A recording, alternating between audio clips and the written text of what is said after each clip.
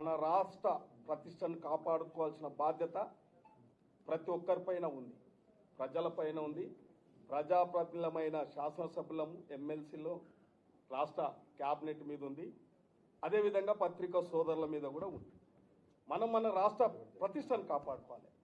మనం గౌరవంగా మన రాష్ట్ర ముఖ్యమంత్రి గారు మనందరికీ తెలుసు, 10 సంవత్సరాలు ఈ రాష్ట్రం ఒక కుటుంబ పాలన, ఒక పార్టీ నియంతృత్వంతో పరిపాలన కొనసాగిస్తే ఈ రాష్ట్ర పరిస్థితి అంతా, ఆర్థిక పరిస్థితి అంతా దిగదార్చి అస్తవ్యస్తాన్ని రాష్ట్రాన్ని సముద్రంలోకి నెట్టితే ఒక పోరాటం ప్రతి కాంగ్రెస్ కార్యకర్త, వేదిక మీద ఉన్న ఎమ్మెల్యేలందరం, ఇంకా బయట ఉన్న నాయకులమందరం కలిసి పెద్దలను, రాష్ట్రంలో ఉన్న కురువృద్ధులను కూడా ఒక స్థాయి, ఒక వేదిక మీద తెచ్చి ఈ రాష్ట్రంలో ఒక దుర్మార్గమైన పాలనను అంతం చేయడానికి కంకణబద్ధుడై ఈ రాష్ట్ర ముఖ్యమంత్రి గారు ఒక గౌరవప్రదమైన స్థానంలో ఉంటే, అదే స్థానంలో ఉన్న